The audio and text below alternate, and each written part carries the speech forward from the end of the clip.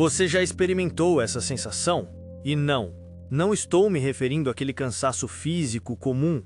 Não é aquele peso muscular nos ombros depois de um dia inteiro carregando caixas, nem a fadiga de quem correu uma maratona. Para isso, o sono resolve, uma boa massagem resolve. Estou falando de algo muito mais profundo, quase tectônico.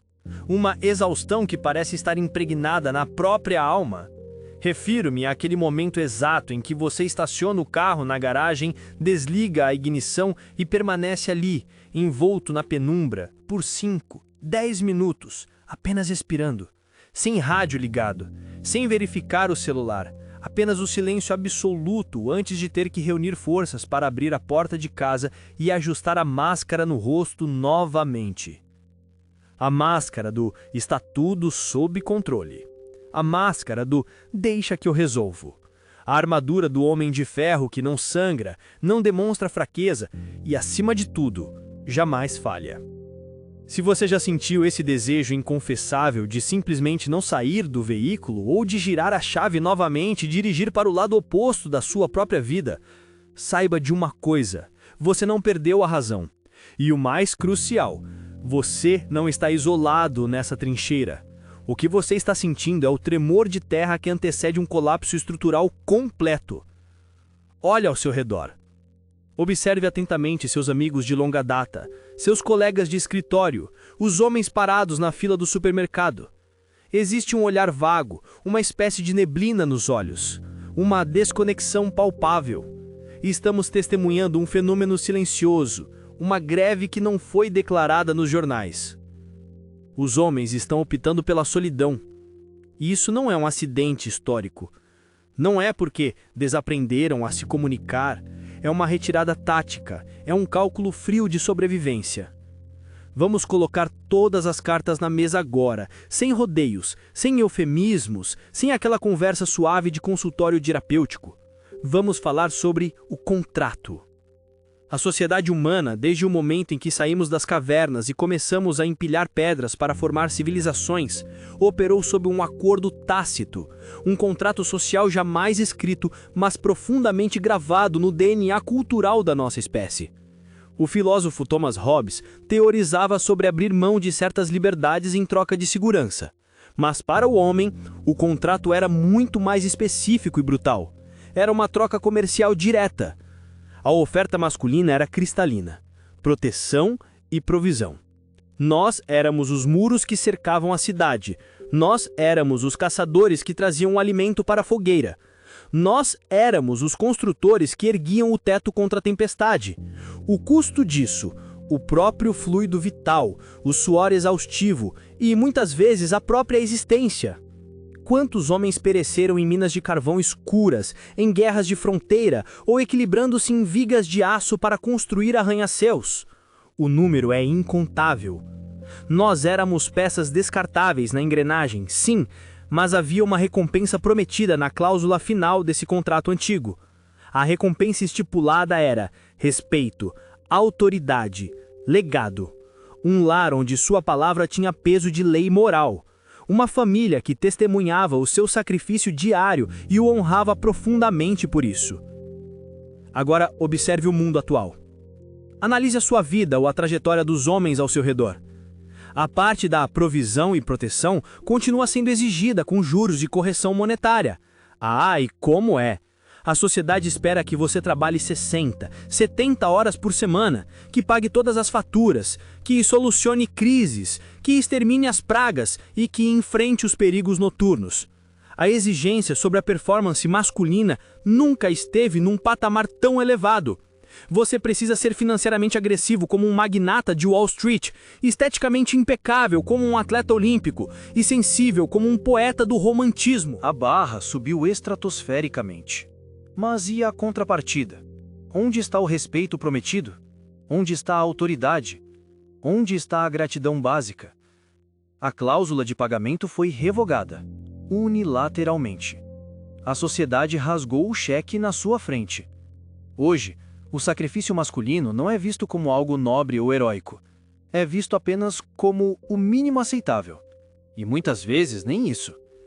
O homem moderno, o provedor clássico, É frequentemente ridicularizado na cultura pop, retratado como um bufão incompetente nos comerciais de televisão ou como um tirano em potencial nas narrativas universitárias. Você entrega tudo o que tem e recebe desdém como troco. É uma transação falida. E o homem, por mais que tentem pintá-lo como um bruto sem sentimentos, é, em sua essência, um ser lógico. Ele faz as contas. Ele analisa o extrato bancário e emocional e percebe a realidade. Estou operando no vermelho. Estou pagando um preço alto demais para manter minha assinatura neste clube. É exatamente aqui que entra a greve de Atlas. Lembra-se do mito grego? Atlas, o titã condenado a sustentar a abóboda celeste nos ombros por toda a eternidade? Ayn Rand utilizou essa metáfora no século passado, mas ela nunca foi tão visceralmente real quanto agora. O que acontece quando Atlas percebe que as pessoas que vivem sob o céu que ele sustenta não apenas não agradecem, mas cospem em seu rosto? O que acontece quando dizem que ele é desnecessário, ao mesmo tempo em que exigem, aos gritos, que ele não trema nem por um segundo? Atlas não precisa arremessar o céu no chão com fúria. Ele não precisa gritar. Ele não precisa fazer um manifesto político. Ele só precisa dar de ombros. Ele se afasta. Ele deixa a gravidade fazer o resto. Essa é a solidão masculina que estamos presenciando. Não é uma solidão feita de tristeza, é uma solidão feita de alívio. Os homens estão acordando para uma verdade brutal sobre a sua existência, a utilidade condicional. Você, como homem, só recebe afeto sob a condição estrita do que você pode fornecer. Chris Rock sintetizou isso melhor do que qualquer sociólogo acadêmico. Apenas mulheres, crianças e cachorros são amados incondicionalmente. Um homem só é amado sob a condição de que ele providencie algo. Isso fere? Claro que fere. Descobrir que você é visto como uma tuliceira e não como um ser humano pleno é um choque térmico. Mas depois do choque vem a clareza gélida. Se você é uma tuliceira, o que acontece quando você para de funcionar ou fica obsoleto? Você é descartado. Se você perde o posto de trabalho, se a saúde falha, se você fraqueja, o suposto amor evapora como água no asfalto quente. O telefone para de tocar, as mensagens cessam. A solidão, nesse contexto, deixa de ser um castigo, ela se transmuta em refúgio. Pense no seu quarto vazio agora, ou no seu apartamento silencioso. A sociedade olha para esse cenário e grita, fracasso. Eles apontam e dizem, olha aquele sujeito, sozinho, sem esposa, sem herdeiros, comendo pizza e imerso nos videogames ou lendo um livro numa sexta-feira à noite. Que cena triste! Mas o que você sente lá no fundo? Seja honesto consigo mesmo. Você sente paz. Porque naquele silêncio sagrado não há cobrança. Ninguém está medindo sua performance. Ninguém está esperando que você conserte o mundo. Ninguém está te julgando porque você não foi promovido, ou porque seu carro não é o modelo do ano. O silêncio não pede transferência bancária. O silêncio não reclama da toalha sobre a cama. O silêncio aceita você exatamente como você é, sem notas de rodapé. Para o homem moderno, bombardeado por exigências de performance 24 horas por dia, a solidão é o único santuário onde ele pode remover a armadura pesada. É o único lugar onde ele não precisa atuar como o herói, o vilão ou o bobo da corte. Ele pode apenas ser. E existe outro ponto crítico aqui. Algo que poucos têm a coragem de verbalizar porque atrai a fúria das multidões. O perigo real da vulnerabilidade. O mundo grita para os homens em megafones: abram-se, mostrem seus sentimentos, não sejam tóxicos, chorem. Parece lindo na teoria, parece evoluído. Mas o homem que cai nessa armadilha aprende a lição da maneira mais dolorosa possível. No momento exato em que você baixa a guarda e expõe sua fraqueza, seu medo, sua insegurança, essa informação é arquivada e, invariavelmente, ela será utilizada contra você. Pode ser numa discussão meses depois, pode ser num processo de separação litigiosa, pode ser numa avaliação corporativa de RH. Você é muito instável. Você não me passa segurança. Eu preciso de um homem ao meu lado, não de mais uma criança. A vulnerabilidade masculina no mercado atual é munição entregue de bandeja ao adversário. É entregar a lâmina para alguém e virar as costas esperando ingenuamente que não a atinjam. A história e a experiência prática mostram que o golpe vem. Então o homem aprende. Ele se fecha. Não por maldade, mas por puro instinto de autopreservação. Se tudo o que eu digo pode e será usado contra mim no Tribunal das Relações Sociais, então eu exerço meu direito constitucional de permanecer em silêncio. E o silêncio leva, inevitavelmente, ao isolamento. Analise os números. As taxas de matrimônio estão em queda livre. As taxas de natalidade estão no chão. O número de homens jovens que não tiveram intimidade física no último ano atingiu recordes históricos. A mídia tradicional chama isso de crise. Eles criam pânico. Os homens estão quebrados, gritam as manchetes. Eles estão redondamente enganados. Os homens não estão quebrados, o mercado é que está falido. Imagine que você vai a uma concessionária comprar um veículo. O vendedor te apresenta um carro usado, com a lataria amassada, motor fundido, quilometragem adulterada e um preço 3 vezes maior que o de um carro 0 km de uma década atrás. E para completar, ele diz: se você comprar esse carro e ele der problema, a culpa é inteiramente sua e eu fico com a metade da sua casa como indenização. Você fecharia esse negócio? Não. Você daria as costas e sairia da loja. Os homens estão saindo da loja. Eles olham para o mercado de relacionamentos moderno, com suas dinâmicas de aplicativos, hipergamia desenfreada, leis desfavoráveis e expectativas irreais, e simplesmente dizem: não obrigado, prefiro caminhar. Isso é a solidão em massa. É um boicote de consumidores que perceberam que o produto não vale o preço cobrado. Existe também a sensação corrosiva do espectador invisível. Você já esteve numa festa lotada, música alta, conversas cruzadas e sentiu que era transparente? As pessoas falavam com você, mas não com você. Elas falavam com seu cargo, falavam com a sua influência. Se você fosse demitido ali, naquele instante, 90% daquelas pessoas virariam as costas antes mesmo que seu corpo tocasse o chão. Essa invisibilidade é ácida. Você percebe que é apenas um ator coadjuvante no filme de narcisismo de outras pessoas. Hoje, com as redes sociais, todo mundo é a estrela do seu próprio show. Todo mundo quer plateia. Ninguém quer parceiros reais. E o homem, cansado de ser apenas o suporte estrutural para o brilho alheio, decide apagar a luz e ir para casa. É o fim da busca por validação externa. Esse é o momento-chave, o ponto de virada. Durante séculos, fomos programados para buscar aprovação como cães amestrados. Seja um bom menino, seja um bom aluno, seja um bom funcionário, seja um bom marido, sempre correndo atrás da estrela dourada na testa, do tapinha nas costas. Mas quando você percebe que a casa sempre ganha, que não importa o quanto você se esforce, a cenoura sempre será puxada um pouco mais para longe, algo se quebra. Ou melhor, algo desperta. Você para de correr. Você olha para o dono da cenoura e faz um gesto obsceno. Então, vira e vai para onde não precisa esperar mais por nenhum aceno. A solidão masculina atual é a manifestação física dessa recusa. É a negativa em participar de um jogo onde as regras mudam sempre que você está prestes a marcar um ponto.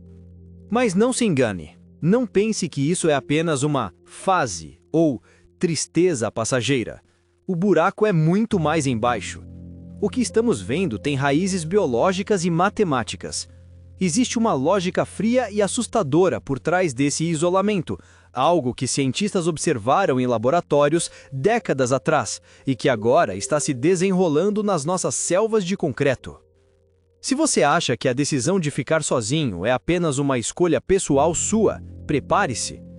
Você está prestes a descobrir que, na verdade, você pode ser parte involuntária de um experimento comportamental em larga escala. E o resultado desse experimento, historicamente, não é agradável. Mas antes de entrarmos na ciência sombria por trás disso, precisamos entender que você não está fugindo da batalha por covardia. Você está apenas escolhendo não lutar uma guerra que não foi desenhada para você vencer. A questão agora é: O que acontece com uma sociedade quando seus guerreiros, construtores e protetores decidem que o silêncio do deserto é preferível ao barulho ensurdecedor da cidade? A resposta vai te assustar. Mas ela também possui a chave para te libertar. Porque entender o mecanismo é o primeiro passo para hackear o sistema. E acredite, o sistema não quer que você saiba o que vem a seguir. Vamos deixar o sentimentalismo na porta de entrada. Se você achou o que eu disse até agora duro, respire fundo. Agora vamos parar de falar sobre como você se sente e vamos começar a falar sobre como o mundo funciona na prática. Esqueça a tristeza, esqueça a mágoa.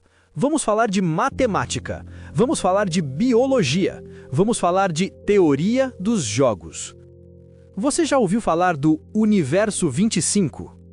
Se não ouviu, preste a dobrada atenção, porque essa pode ser a alegoria da sua vida, escrita por um cientista chamado John Calhoun na década de 60, utilizando ratos de laboratório. Calhoun criou o paraíso dos roedores: comida ilimitada, água abundante, ausência total de predadores, controle perfeito de temperatura, o sonho utópico. O que aconteceu? Eles viveram felizes para sempre? Não, eles criaram o inferno na Terra. Conforme a população crescia e o espaço social ficava denso, algo bizarro começou a acontecer. As fêmeas tornaram-se agressivas, expulsando os filhotes cedo demais. Os machos alfa, exaustos de defender territórios que não paravam de ser invadidos, simplesmente desistiram da luta. Mas o grupo mais assustador, o grupo que você precisa olhar no espelho e reconhecer, foi o que Calhoun batizou de Os Belos, The Beautiful Ones. Quem eram eles? Eram machos que se retiraram completamente da competição social. Eles não lutavam, eles não cortejavam fêmeas, eles não tentavam marcar território. Tudo o que eles faziam era comer, dormir e cuidar da própria pelagem. Eles eram saudáveis, sem cicatrizes, com o pelo brilhante e completamente vazios por dentro. Eles eram os fantasmas daquele paraíso. Olhe para a sociedade hoje. Olhe para os homens trancados em quartos, impecáveis em seus avatares de videogame, obcecados com a aparência física na academia, mas aterrorizados com a ideia de abordar uma mulher na rua. Olhe para os homens herbívoros no Japão, que perderam qualquer interesse em intimidade ou ambição corporativa. Nós estamos vivendo o Universo 25 em tempo real. A densidade social, o ruído constante e a falta de propósito real criaram uma casta de homens que decidiram que o jogo não vale a vela. Isso não é depressão clínica no sentido clássico, é uma adaptação comportamental a um ambiente doente. É o que chamamos de behavioral sink, o ralo comportamental. E por que isso acontece? Vamos trazer Maquiavel para a mesa de bar. Vamos falar de custo-benefício.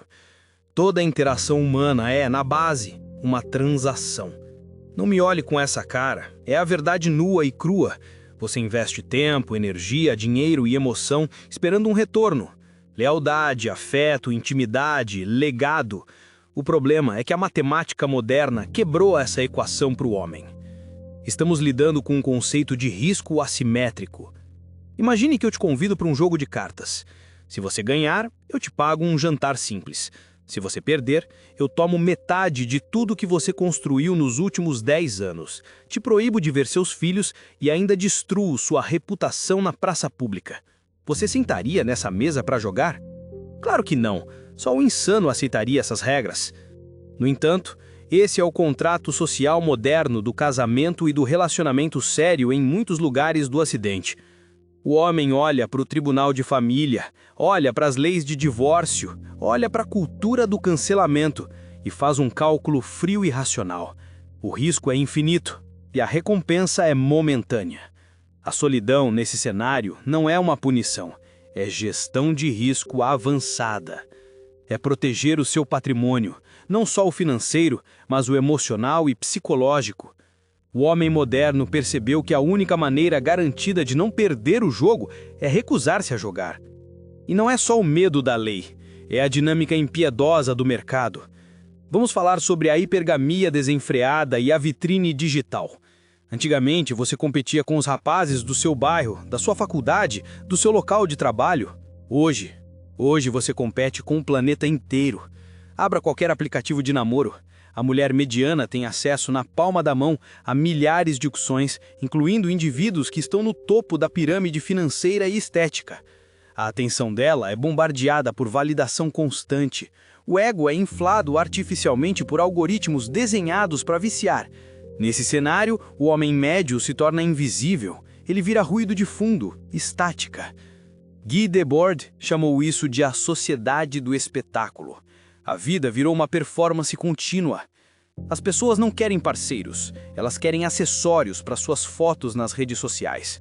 Elas querem coadjuvantes para o filme onde elas são as protagonistas absolutas. O homem que escolhe a solidão está muitas vezes fazendo um protesto silencioso contra essa objetificação. Ele se recusa a ser o fã que paga a conta. Ele se recusa a ser a escada para o narcisismo alheio. Ele olha para essa feira de vaidades e diz: eu prefiro o silêncio do meu quarto do que o barulho dessa falsidade.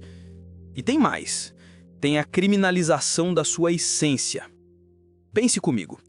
Quais são os traços classicamente masculinos que construíram civilizações? Agressividade canalizada, competitividade, estoicismo, desejo de liderar, instinto de proteção, que exige capacidade de força extrema quando necessário. Hoje, cada um desses traços foi reclassificado pelos departamentos de RH e pela mídia como tóxico. Se você é competitivo, é opressor. Se você tenta liderar, é autoritário. Se você demonstra interesse direto, é um predador em potencial. Se você protege, é paternalista. O sistema confiscou suas ferramentas. É como mandar um carpinteiro construir uma casa, mas retirar o martelo e o serrote, alegando que são ferramentas perigosas. O que o carpinteiro faz? Ele senta e cruza os braços. Ele para de construir. O homem moderno vive pisando em ovos. Um comentário errado no escritório, demissão sumária. Um olhar mal interpretado na academia, vídeo viral te rotulando de assediador. A sociedade colocou uma mira na testa de qualquer comportamento masculino espontâneo. Então, qual é a resposta lógica? O isolamento. Dentro da sua casa, no seu bunker, ninguém pode te acusar de nada. Ninguém pode interpretar mal o seu silêncio. Ninguém pode te demitir por não sorrir o suficiente. A solidão se torna o único território onde a liberdade de ser você mesmo ainda respira. Mas, cuidado, existe uma armadilha aqui, e o sistema adora que você caia nela. Eles chamam isso de apatia pacificada. O sistema não tem medo do homem solitário que joga videogame 12 horas por dia e gasta seu salário em sites de conteúdo adulto e delivery de comida processada. Pelo contrário, o sistema ama esse cara. Ele é o consumidor perfeito. Ele é dócil. Ele está sedado. Ele não causa revoluções. Ele não questiona a autoridade. Ele canaliza toda a sua frustração e vontade de potência para pixels numa tela, em vez de construir algo no mundo real. Essa é a diferença crucial que você precisa entender agora. Existe a solidão por derrota e existe a solidão por estratégia. A maioria dos homens está caindo na solidão por derrota. Eles foram quebrados pelo Universo 25. Eles são os ratos que desistiram. Eles estão caindo na armadilha da dopamina barata e dos estímulos artificiais. Mas existe outro caminho. O caminho do homem que entende a economia da atenção. Sua atenção é a moeda mais valiosa do século 21. Empresas de trilhões de dólares brigam por cada segundo do seu olhar. Modelos digitais vivem da sua atenção. A política vive da sua indignação. Quando você se retira, quando você corta o cabo, você está cometendo um ato de rebelião econômica. Você está dizendo: minha atenção é minha propriedade. Eu não vou entregá-la de graça para quem me despreza. Isso nos leva a Schopenhauer e o dilema dos porcos-espinhos. Imagine um grupo de porcos-espinhos num dia de inverno congelante. Eles precisam se juntar para se aquecer, para não morrerem de frio. Mas quando se aproximam demais, os espinhos de um ferem o outro. A dor os afasta. mas o frio os aproxima de novo. A vida moderna é esse dilema, mas com uma diferença crucial. Os espinhos hoje são venenosos. A intimidade moderna exige que você se abra, que seja vulnerável. Mostre seus sentimentos, eles dizem. Mas a experiência ensina ao homem que a vulnerabilidade é muitas vezes apenas municiamento para a oposição. O que você confessa num momento de fraqueza será usado contra você na primeira discussão ou no tribunal. Então, o homem moderno escolhe o frio. Ele prefere tremer no gelo da solidão do que sangrar nos espinhos de relacionamentos instáveis, descartáveis e perigosos. É uma escolha de sobrevivência. E não podemos ignorar o colapso das instituições. Onde estão os lugares seguros para homens? Antigamente, existiam os terceiros lugares: o clube, o sindicato, a barbearia clássica, a tabacaria, a maçonaria, o time de várzea. Eram espaços de socialização masculina, onde a hierarquia era baseada em competência e respeito, não em regras politicamente corretas. Lugares onde homens podiam ser homens, falar como homens, rir como homens. Esses lugares foram sistematicamente desmantelados ou invadidos. Tudo precisa ser inclusivo, o que na prática significa que o código de conduta masculino foi banido. Sem tribo, sem irmandade, o homem se vê cercado de gente, mas profundamente sozinho. Temos o paradoxo da conectividade. Nunca estivemos tão conectados digitalmente e nunca estivemos tão famintos biologicamente por lealdade real. Você tem 500 amigos na rede social, mas se o seu carro quebrar às 3 da manhã numa estrada deserta, ou se você perder o emprego e não tiver onde dormir, para quantos desses 500 você pode ligar com a certeza de que será atendido? Provavelmente nenhum. O homem percebeu que seguidores não são irmãos de armas, e a biologia masculina clama por irmãos de trincheira. Nós evoluímos caçando em bando. Nós evoluímos cobrindo a retaguarda um do outro. Quando essa dinâmica desaparece, substituída por interações superficiais de emojis de likes, algo morre dentro da gente. A sensação de isolamento não vem apenas de não ter uma mulher na cama, vem de não ter um homem leal ao lado na batalha da vida. A sociedade moderna vendeu a ideia de que somos indivíduos atomizados, consumidores livres. Mentira, somos animais tribais perdidos em um zoológico de vidro. E aqui que a coisa fica interessante. Porque se você entende que o jogo foi projetado para você perder, se você entende que as regras são injustas, que o risco é assimétrico e que a sua natureza está sendo criminalizada, então a solidão deixa de ser uma falha sua. Ela deixa de ser eu não sou bom o suficiente para elas e passa a ser elas não oferecem o suficiente para valer o meu risco. Essa virada de chave é perigosa para o status quo. É o momento em que você para de buscar validação externa. A sociedade odeia isso. A sociedade precisa que você se sinta um lixo para que você continue trabalhando exaustivamente para comprar coisas que impressionam pessoas que você odeia na esperança vã de conseguir uma migalha de afeto. Quando você diz não obrigado, o sistema entra em pânico. Eles vão te chamar de tudo: celibatário involuntário, fracassado, imaturo, Peter Pan. Deixe que falem. O latido é livre. Porque agora você sabe a verdade matemática. Você viu os ratos de Calhoun, você viu o cassino viciado, você viu os espinhos venenosos. A pergunta que fica agora não é por que isso está acontecendo? Isso a gente já resolveu. A pergunta agora é: o que você vai fazer com todo esse tempo, energia e recursos que você acabou de recuperar das mãos de quem não te valorizava? Você vai ser o rato que come e dorme até morrer de tédio, engordando o sistema que te odeia? Ou você vai usar essa solidão como uma forja para o seu caráter? Porque existe uma diferença vital entre se esconder num buraco e se trancar numa torre para estudar os mapas de guerra. A solidão pode ser um túmulo ou um laboratório de alta tecnologia. E a chave para transformar um no outro não está lá fora. Está na sua mão agora. Mas para fazer isso, você precisa aprender a construir uma fortaleza onde antes havia apenas um deserto estéril. E é exatamente isso que vamos desenhar no próximo passo. Então, vamos falar sobre a construção dessa fortaleza. E eu preciso que você me escute com atenção cirúrgica agora, porque é aqui que o cara erra o passo. É aqui que o cara se perde e vira estatística ou vira piada na internet. Existe um abismo gigantesco, uma diferença oceânica entre isolamento e solitude. O isolamento é o que acontece com o prisioneiro na solitária. É imposto, é doloroso, é uma punição. O cara isolado está no quarto escuro lamentando porque o mundo não o convidou para a festa. Ele está sofrendo pela falta. Ele é o mendigo que foi chutado no banquete e agora está com frio na calçada, olhando pela janela desejando as migalhas que caem da mesa. A solitude é o que acontece com um monge no alto da montanha, ou com um general na sua tenda antes da batalha decisiva.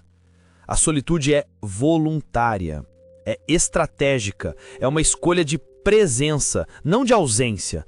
Você não está lá porque foi rejeitado, você está lá porque se retirou para afiar a lâmina. O monge não está criando porque perdeu a festa da aldeia, ele está ocupado demais atingindo a iluminação e a maestria sobre si mesmo. Você entende a diferença? O isolamento é uma fuga covarde. A solitude é um retiro estratégico. É a base da virtude que Maquiavel tanto falava, a capacidade de um homem de depender apenas de si mesmo, de ser autossuficiente, de ser uma força da natureza que não precisa de escoras externas para ficar de pé. O problema é que você foi treinado desde o berço a ser um animal de rebanho. O problema é que você foi treinado desde o berço a ser um animal de rebanho. A escola te ensinou isso, as instituições te ensinaram isso, a TV te ensinou isso. Ninguém é feliz sozinho, diz a música popular que toca no rádio. Mentira deslavada. Ninguém é feliz dependendo dos outros para ser feliz. Sêneca, um dos homens mais ricos e poderosos de Roma, dizia o seguinte: ame a solidão, mas escolha bem a sua companhia quando a quebrar. Ele sabia que o tempo sozinho é o único momento em que você realmente pertence a si mesmo. Pense comigo na matemática da coisa. Pense na economia da atenção que discutimos antes. Quanto tempo, quanta energia vital, quanto dinheiro você gastou nos últimos 5 ou 10 anos tentando participar, tentando agradar uma namorada que nunca estava satisfeita, tentando impressionar colegas de trabalho que te descartariam em 1 segundo para salvar o próprio bônus, tentando ganhar likes de estranhos ou validação de amigos que só te ligam quando precisam de um favor. Coloque isso na ponta do lápis. As horas no bar ouvindo conversa fiada, as horas no trânsito para encontros medíocres, o dinheiro em jantares, em presentes, em roupas, para parecer o que você não é. Agora, imagine se todo esse capital, financeiro, temporal e energético, tivesse sido reinvestido na empresa Você S.A. É isso que a solitude oferece. Ela te devolve o recurso mais precioso do universo, o seu foco. Quando você para de performar para a plateia desaparece. E o que sobra é o espelho. E eu sei, olhar no espelho assusta. Por isso os homens fogem para o álcool, para os videogames, para os sites adultos. Porque quando o silêncio bate, os demônios internos gritam. Mas o cartógrafo aqui te diz: deixe gritar, encare esses demônios. A primeira regra da fortaleza da solitude é: o tempo é uma arma, não um sofá. Se você usar sua solitude para ficar deitado consumindo porcaria e maratonando série, você não está em solitude, você está em decadência. Você é o rato do Calhoun esperando o fim. A solitude exige disciplina militar. Você precisa acordar cedo, não porque o chefe mandou, mas porque você tem uma missão pessoal inegociável. Você treina seu corpo não para ficar bonito para as mulheres na praia, mas para que sua carcaça aguente o peso da sua ambição. Você lê livros difíceis não para parecer inteligente no jantar, mas para mapear a realidade com precisão. Você está construindo o que eu chamo de império de um homem só. Nesse império, você é o rei, o exército e o chanceler. Você define as fronteiras. E aqui entra um conceito crucial: soberania. Um país soberano não deixa qualquer um entrar. Ele tem fronteiras rígidas, ele exige passaporte, Ele cobra impostos de importação. Nas suas relações antigas, você era uma terra sem lei. Qualquer um entrava, roubava seus recursos emocionais, bagunçava sua sala e ia embora. E você ainda agradecia pela visita. Na fortaleza, a ponte levadiça está levantada. Isso vai irritar muita gente. As pessoas odeiam quando você estabelece limites claros. Elas vão bater na porta e gritar: "Você mudou! Você ficou egoísta! Você está estranho!" A tradução real disso é: "Você parou de ser útil para os meus propósitos egoístas e isso me incomoda profundamente." Deixe que gritem. O silêncio e a paz do lado de dentro dos muros são a sua recompensa. Mas cuidado! Existe uma armadilha mortal nesse caminho. Uma armadilha onde muitos homens caem e nunca mais saem. O nome dela é ressentimento. Friedrich Nietzsche, o filósofo que entendia da alma humana como ninguém, nos avisou sobre isso. Ele falava sobre o perigo de lutar contra monstros e se tornar um. E falava sobre o ressentimento como a marca do espírito escravo. Se você escolher a solitude porque odeia as mulheres, porque odeia a sociedade, porque está com raiva do sistema, você ainda é um escravo. Você ainda está preso. O ódio é um vínculo poderoso. Se você odeia alguém, essa pessoa ainda mora na sua cabeça sem pagar aluguel. O sujeito que passa o dia na internet xingando o gênero oposto não está em solitude, ele está obcecado. Ele é um prisioneiro da própria frustração. A verdadeira liberdade, o verdadeiro poder, não é o ódio, é a indiferença lúcida. É você olhar para o circo lá fora, ver os palhaços se digladiando, ver as dinâmicas tóxicas e simplesmente não sentir nada, nem raiva, nem desejo, apenas o desinteresse de quem vê uma criança fazendo birra no supermercado. Você não odeia a criança, mas você certamente não vai levar ela para casa. Você precisa eliminar o nice guy dentro de você. Sabe aquele cara bonzinho, aquele que faz tudo por todos esperando ser amado, aquele que acha que se for um bom menino, a mamãe sociedade vai dar um biscoito como prêmio? Elimine esse arquétipo, enterre ele no quintal da sua fortaleza. O nice guy é um manipulador fraco. Ele é bonzinho porque não tem poder para ser outra coisa. A bondade dele é uma moeda de troca viciada. Eu sou legal com você, então você me deve intimidade, amor ou atenção. Isso é prostituição emocional. O homem, na solitude, descobre algo mais poderoso: a benevolência do rei. Se você for gentil agora, será porque você escolheu ser, não porque precisa de algo em troca. Você ajuda alguém porque você tem recursos sobrando, não porque quer validação. A sua bondade deixa de ser uma súplica desesperada e passa a ser uma doação de poder. E isso nos leva à prática. Chega de teoria. Como se faz isso no mundo real? Eu proponho o teste do silêncio. Quero ver se você aguenta o tranco. Tente passar 48 horas, um fim de semana inteiro, sem falar com ninguém, sem abrir redes sociais, sem ver streaming, sem ouvir música com letra. Apenas você, livros, papel e caneta e exercício físico pesado. Você vai sentir abstinência química. Seu cérebro, viciado em dopamina barata e validação externa, vai entrar em pânico. Você vai sentir uma vontade incontrolável de mandar uma mensagem, de ver um story, de saber o que está acontecendo no mundo. É aí que você percebe o quanto você é dependente, o quanto você ainda é frágil.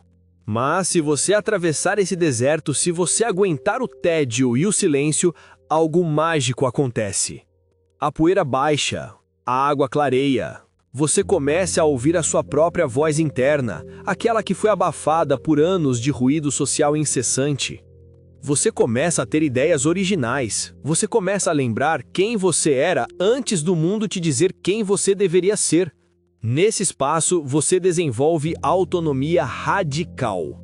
Aprenda a cozinhar sua própria comida. Pare de depender de aplicativos de entrega. Aprenda a consertar suas coisas. Aprenda a investir o seu dinheiro. Aprenda a se defender fisicamente. Um homem que não sabe lutar é apenas uma vítima esperando a vez na fila. A solitude é o momento de construir o arsenal. E aqui está o paradoxo final, o segredo que ninguém te conta. Quando você constrói esta fortaleza, quando você se torna esse império de um homem só, Quando você atinge a plenitude da sua própria companhia e não precisa de ninguém para se sentir completo, é exatamente nesse momento que o mundo começa a bater na sua porta. É a ironia suprema da existência. As pessoas são magneticamente atraídas por quem não precisa delas. As mulheres estão biologicamente programadas para buscar homens que são rochas inabaláveis, não folhas ao vento. O mercado quer profissionais que têm postura, não desesperados que aceitam qualquer migalha. Quando você reaparece no mundo, se você decidir reaparecer, você não volta como um mendigo faminto com a cuia na mão. Você volta como um rei visitando um território vizinho. Você dita os termos. Você escolhe quem senta na sua mesa. Você tem o poder da retirada. Em qualquer negociação, em qualquer relacionamento, a pessoa que tem mais poder é aquela que está mais disposta a levantar da mesa e ir embora sem olhar para trás. A solidão te dá esse poder, porque você sabe que, se for embora, você não vai para o frio, você volta para a sua fortaleza, onde há aquecimento, comida, sabedoria e paz. Você volta para o seu santuário. Então, respondendo à pergunta do título, por que os homens estão escolhendo a solidão em massa? Porque eles descobriram que o contrato social atual é uma fraude. Mas os inteligentes, os estrategistas estão indo além. Eles não estão apenas saindo do jogo, eles estão criando o próprio jogo. A solidão não é o fim da linha, ela é o casulo. O que entra no casulo é uma lagarta frágil, mole, que só sabe rastejar e comer folhas. O processo lá dentro é violento. A lagarta se desfaz, se liquefaz completamente. É doloroso, é solitário, é aterrorizante. Mas o que sai de lá não rasteja mais. O que sai de lá voa. E, se necessário, tem ferrão para se defender.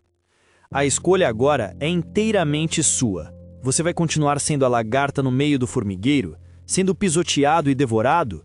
Ou vai ter a coragem de se fechar no escuro por um tempo, aguentar a pressão da metamorfose e renascer como algo que o mundo não pode mais ignorar nem controlar? Se você está nesse deserto agora, não construa um castelo de areia que a primeira onda vai levar. Pare de chorar pelo leite derramado. Pegue as pedras que atiraram em você e construa uma muralha intransponível. Construa uma fortaleza. E se você quer os mapas detalhados de quem já atravessou esse terreno, de quem já mapeou as armadilhas e encontrou as fontes de água limpa, inscreva-se agora.